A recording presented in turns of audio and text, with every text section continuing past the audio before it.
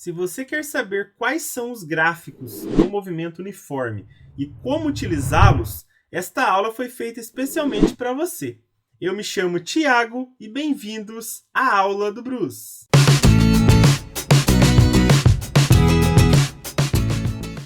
Esta é a quarta aula sobre movimento uniforme aqui no canal. Na primeira aula aí fizemos uma introdução sobre o conceito. Na segunda aula resolvemos exercícios de nível básico. E na terceira aula falamos aí sobre encontro e ultrapassagem de móveis. Nesta quarta aula iremos falar aí sobre os gráficos do movimento uniforme, que serão no caso 2. Teremos aí um gráfico da velocidade em função do tempo e um gráfico do espaço em função do tempo. Primeiro vamos falar aqui do gráfico da velocidade em função do tempo, que é o diagrama horário da velocidade, certo? Vou falar tanto do movimento progressivo quanto o retrógrado. Aqui no caso a gente tem a velocidade no eixo vertical e aqui na horizontal, nas abscissas, a gente tem o tempo. Pessoal, no movimento progressivo, o que a gente sabe? Que o móvel está se deslocando a favor da trajetória. Certo? Então aqui coloquei o carrinho aqui indo a favor da trajetória. E a velocidade nesse caso é positiva.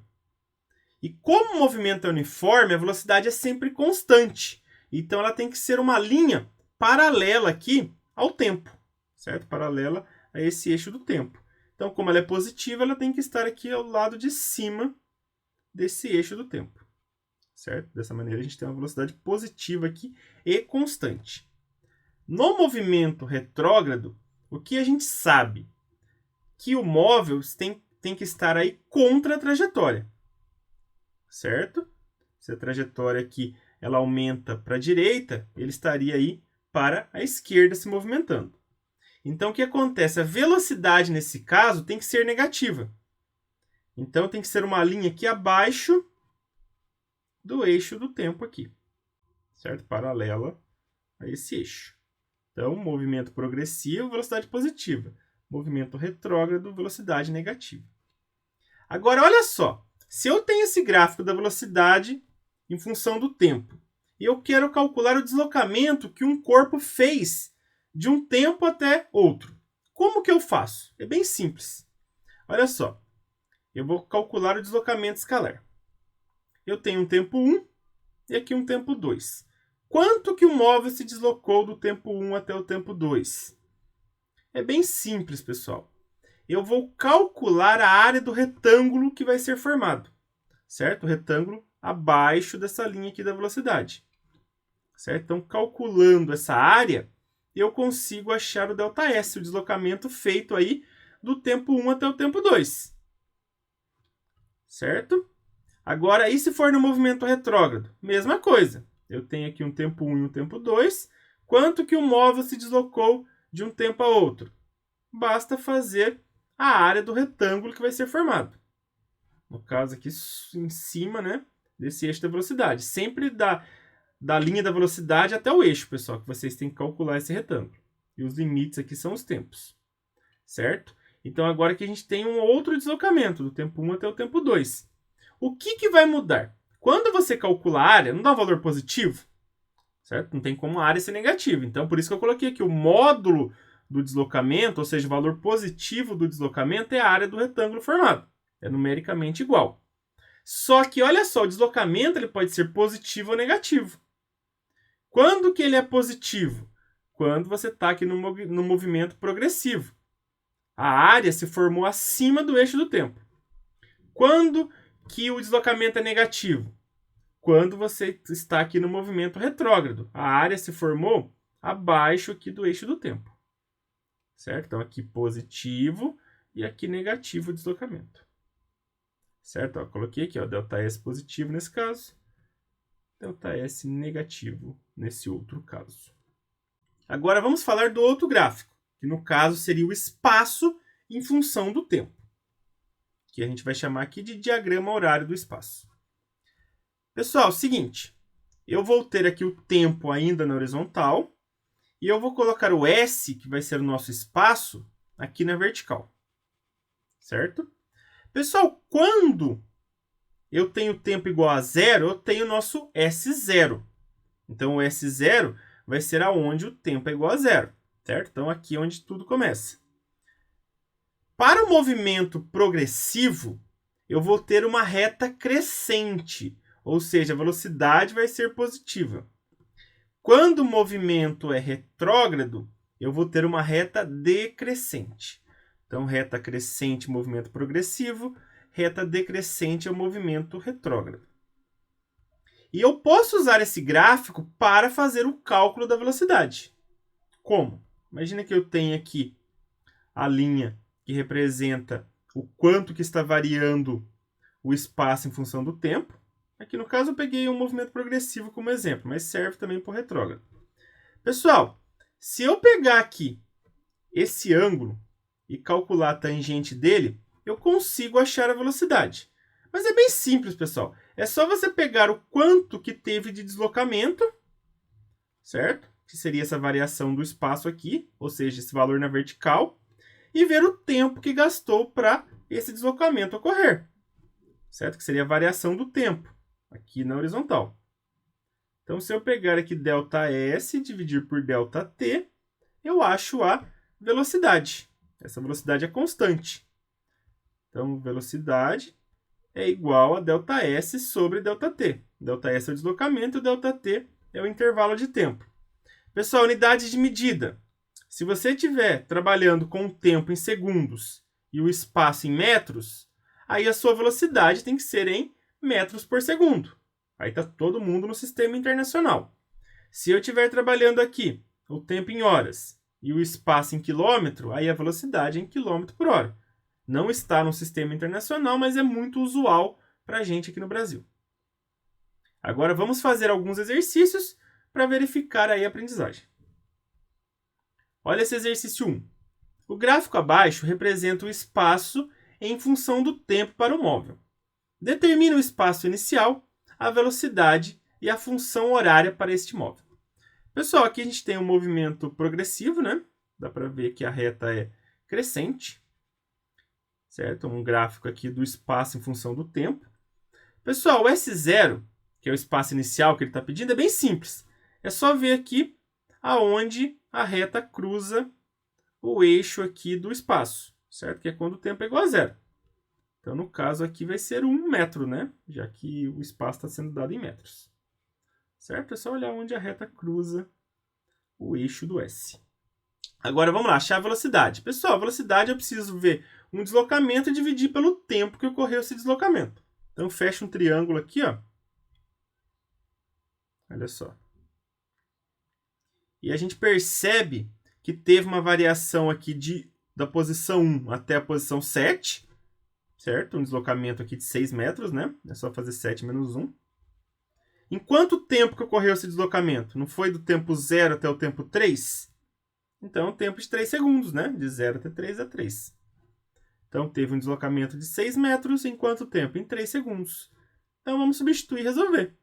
Então, vai ficar o ΔS é 6 e o tempo é 3. 6 por 3 vai me dar 2 metros por segundo, já que o S aqui está em metros e o tempo em segundos. Pessoal, eu tenho o S0 e tenho a velocidade. E está pedindo também a função horária para este móvel, que é lá a equação do sorvete. Não é S igual a S0 mais VT? Quanto que é o S0? É 1, que a gente já determinou aqui, pelo gráfico. Quanto que é a velocidade? Não é 2, que a gente já calculou também? Então, substitui os valores que são constantes, que é o S0 e o V. Certo? Então, vai ficar S igual a 1 mais 2T. Mas por que eu não substituo o S, não substituo o T? Porque eles são variáveis. Conforme vai passando o tempo, aqui vai mudando a posição. Certo? Então, a gente descobriu que o S0, a velocidade e a função horária aí para esse móvel. Vamos para a questão 2. Considere um objeto que se desloca em movimento retilíneo uniforme durante 10 segundos. O desenho abaixo representa o gráfico do espaço em função do tempo. O espaço do objeto no instante t igual a 10 segundos, em metros, é... Pessoal, vamos lá. Para eu descobrir aqui qual é o espaço, qual é o S dele, quando tiver passado 10 segundos, eu vou montar a função horária para ele, a equação do sorvete. Certo? Então, eu preciso descobrir o S0 e a velocidade. Mas é bem simples. O S0, você vai lá no gráfico e olha onde a reta vai cortar o eixo aí do espaço. Que no caso aí vai ser o 3 metros. Certo? Ou seja, quanto tempo é zero também, né? Então, o S0 é 3 metros. A velocidade, fecha um triângulo ali para você usar ΔS sobre ΔT. Ó, vou pegar aqui um valor de deslocamento e dividir por um valor de tempo. Pessoal, aqui eu tive um deslocamento de 3 até 12 metros. Certo? Onde eu selecionei aqui. Certo? De 3 até 12 vai dar 9, né? Só fazer 12 menos 3. E quanto tempo que gastou para correr esse deslocamento? Não é do 0 até o 3 segundos? Então, é 3 segundos o ΔT. Então, dividindo 9 por 3, certo? Ou seja, ΔS, o deslocamento 9 metros em 3 segundos, vai me dar uma velocidade aí de 3 metros por segundo. Agora, eu tenho o S0 e tenho também a velocidade. Eu consigo montar uma função horária para esse móvel, para esse objeto. Então, eu sei que S é igual a S0 mais VT. Pessoal, o S0 eu sei que é 3, né? Eu achei aqui. E a velocidade também é 3. Então, vai ficar que S é igual a 3 mais 3t. Essa é a função horária para esse objeto, para esse móvel aí. E eu quero saber a posição dele, o espaço dele, depois de 10 segundos. Então, pega esse 10 e joga no lugar do tempo. É simplesmente isso. Então, vai ficar aqui 3 vezes 10. Eu faço primeiro essa multiplicação. 3 vezes 10 é 30, né? E aí depois eu somo com 3. Certo? 3 vezes 10, 30. 30 mais 3 vai me dar 33 metros. Então, depois de 10 segundos, a posição desse objeto vai ser 33 metros. Certo? Se esse gráfico aqui continuasse, aí na hora que tivesse o 10 aqui, ia aparecer o 33 lá em cima. Pessoal, então vamos agora para a última questão da aula. Uma pessoa realiza uma viagem de carro em uma estrada retilínea, parando para o lanche, de acordo com o gráfico acima. A velocidade média nas primeiras 5 horas deste movimento é... Pessoal, é o seguinte, aqui, nessa primeira parte do movimento, foi um movimento uniforme, né? Já que a velocidade esteve constante aqui em 20 km por hora. Aí depois parou, né? Dá para ver que velocidade zero. E depois, de novo, um movimento uniforme. Só que aí com velocidade de 10 km por hora. O que acontece? Se eu calcular aqui a área dessa primeira parte e a área da segunda parte, eu consigo saber o deslocamento total aí desse carro. Certo? Então, de novo, para calcular a velocidade média, eu preciso saber esse deslocamento total. E aí eu divido pelo tempo total. O tempo total é simples, né? 5 horas, que é o que está pedindo aqui. Então, esse deslocamento total vai ser o ΔS aqui, o deslocamento da primeira parte, mais o ΔS, o deslocamento da segunda parte. E aqui no meio? Aqui no meio ele estava parado, não teve deslocamento. Então, vamos lá. Como que eu calculo o ΔS1? Pessoal, basta fazer a área desse retângulo. Como eu comentei com vocês. Para calcular o deslocamento num gráfico de velocidade por tempo, basta calcular a área. Então, faça a área desse retângulo. Certo? E fazendo a área do segundo retângulo aqui, a gente tem o ΔS2. Aí, somando os dois, eu tenho o ΔS total, já que essa parte aqui ficou parada. Pessoal, a área do primeiro retângulo. A base é 2 e a altura é 20, né? Não se esqueçam que a área de retângulo é base vezes a altura. Então, a área aqui vai ser 2 a base vezes a altura, que é 20. Então, vai dar 40 km o primeiro ΔS. Agora vamos para esse segundo retângulo aqui. A base dele é do 3 ao 5, certo? Que dá 2, né? Do 3 ao 5 dá 2. E a altura aqui dele é 10. Então, base 2, altura 10. Então, fazendo 2 vezes 10 vai dar 20 km. Como os dois movimentos aqui são progressivos, então a área é positiva nos dois, certo? Para a área ser negativa, eu teria que estar aqui embaixo.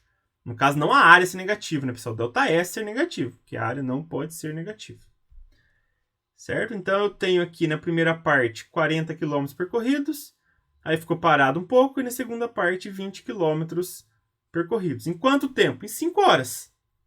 Certo? Então, o ΔS total aqui vai ser 40 mais 20, 60 km. E o tempo total, 5 horas, como a gente já comentou várias vezes. Então, a velocidade média vai ser esses 60 km, que é o total percorrido, pelo tempo total, que é 5. E 60 por 5 vai dar 12 km por hora.